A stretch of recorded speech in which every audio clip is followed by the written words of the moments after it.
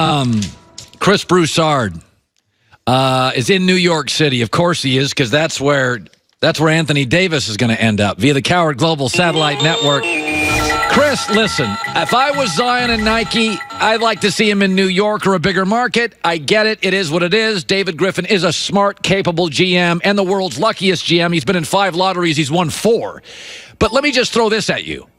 If I'm Griffin, I think a bunch of draft picks and R.J. Barrett feels big, optimistic. I can bring in another rookie to take some of the pressure off Zion.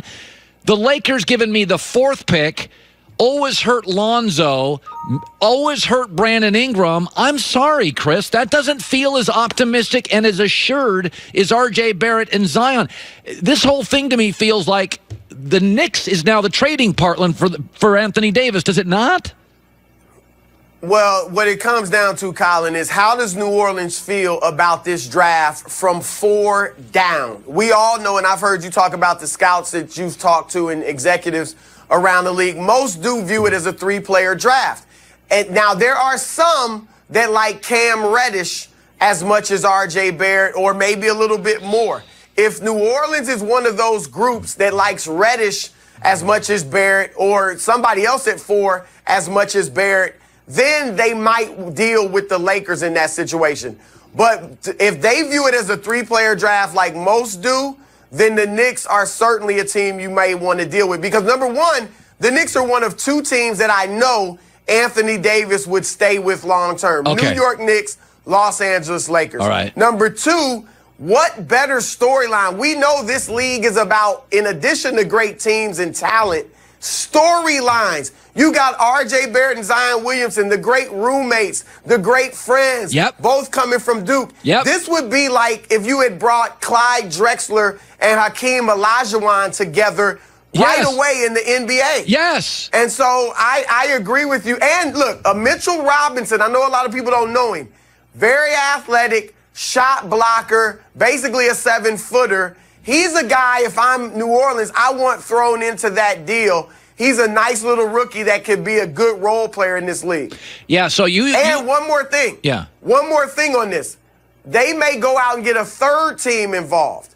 And that way, New Orleans could get another, maybe a veteran who's solid, in addition to an R.J. Barrett, Mitchell Robinson, and some other pieces. By the way, there are stories yesterday. I was told 2 days ago that the Pelicans, Gail Benson, would prefer to get Anthony Davis out of the West and would prefer not to do a deal with the Lakers. There's one report today they won't do a deal with the Lakers. What do you make of that report? Well, first of all, that's standard operating procedure. No team wants to send a player into their own conference, a great player that they're going to have to face. And then, of course, just the animosity. And I get it. If I'm New Orleans, the last team I want to deal with are the Lakers, because you're trying to get our best player. And really, you almost ruined our franchise if not for winning that draft lottery. However, it would be foolish to completely, absolutely refuse to deal with the Lakers. You can say they're a last resort. But you have to keep them at the table because, number one, they're leverage. Even if you don't want to deal with them, they're leverage against other teams. If I threaten Danny Ainge or New York and say, look, I will do this Lakers deal, or if they at least think I'll do the Lakers deal, I can get more out of them. And then finally, at the end of the day, Colin, as a GM, I have to do what is best for my basketball team. If somehow the Lakers came up with a deal, say a 3-team deal, where I just got, it was so much better than the other offers that I was going to get elsewhere, and I know it's going to make the Lakers great, but it's also going to be great for me, I would do that. But yes, the Lakers are a last resort. If it's anything close, they're sending him to the East instead of L.A., but they need to keep him at the table for leverage. By the way, I was saying this earlier. I don't think we realize how much better the Warriors are than the rest of the league. Steve Kerr has missed 12 playoff games. They're 12-0. KD's missed 4 playoff games in this dynasty in Golden State. They're 4-0. And they're 12-3 when Steph misses. As good as the Bulls were with MJ and Pippen, if Scottie missed a game, it wasn't the same team. If Phil or Pippen missed a game, it wasn't the same team. What do we compare this dynasty to? Because, Chris, they're an 8-point favorite tonight without Boogie Cousins and without KD. What do you make of that? Well, it's about culture. I said it in the first year of this quote-unquote dynasty, 2014-15, when the Warriors shocked everybody and won the championship. Steph Curry, while a completely different personality, he is the Tim Duncan of Golden State. Duncan went in there, set a culture. It was professional. It was, follow the leader and Greg Popovich, do what the coach says, and that everybody else had to buy in because he was the best player. Steph has done that in Golden State. It's fun.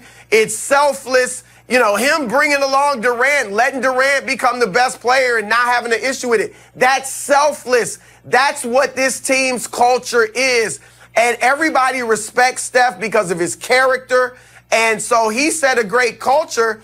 And look at San Antonio. They have had over the years players go in there who couldn't do anything elsewhere. A Matt Bonner is productive. A Gary Neal is great in the finals for them. They go elsewhere, they disappear. Golden State is the same way. Remember we talked last week. Is this team, can they be as good as they were before Durant? Well, they don't have the bench they used to have. No, the bench back then wasn't that great individually. Leandro Barbosa was old. Festus Ezeli, Brandon Rush.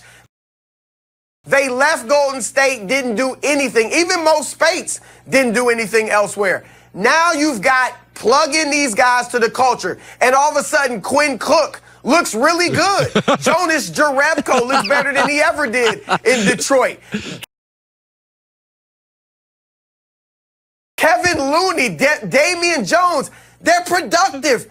It's about the culture. It's a great credit to Steph, number one, and also Steve Kerr and the rest of the players and guys in that organization. By the way, I don't know who's dressing you, but boy, you look tight today. You look like a CEO of a big company today, Chirs Broussard. I got a minute left. Kawhi Leonard looked shot last night. They asked him to take 39 shots in Game 7 against Philly. He was out of gas last night. This does have a mellow Syracuse, one and done, unbelievable talent, surrounded by guys. What do you give the Raptors chances of retaining him in a minute?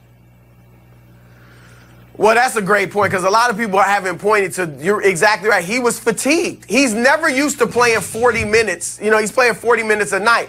In San Antonio, they rest you. He played 34 minutes a game there, so he's fatigued. But as far as your question, I still think one of the LA teams, mainly the Clippers, are the front runner. I would go Toronto number 2. I think Clippers are a pretty good favorite, but I'm not going to rule out Toronto. 1 year to recruit a guy, Colin, is a lot. And that bonding experience that those fans, that city, those teammates, heck, the nation had with Kawhi after that Game 7 should not be understated. He's having a great experience with these teammates. So that could be a factor. And also this, Colin, when he left San Antonio, he could have gotten a 5-year, $220 million deal. Now he's in Toronto, the max he can get, 5 years, $190 million. If he leaves elsewhere, he can only get 4 years, $141 or something around there. So you're talking about already giving up $30 million. Now giving up another $50 million. I'm just saying if it's close, if he's like, yeah, I want to go to LA, but I really do like it here. We got a team. I'm in the East. We could get to the finals. We could maybe win it. Those money numbers could become a factor. I still think the Clippers are the favorite, but the money is something that shouldn't be discounted. Chirs Broussard looking tight today in New York City. That's a power lunch jacket tie. East Coast, baby. No question. Everybody's a little tighter on the East Coast. We're wearing flip-flops out here. Good seeing you, Chris. All right, coming up next, the Jets are getting heat for firing their general manager, after the draft. I'll support him. And more on, is OBJ gone from circus catch to just circus? That's coming up. The Herd.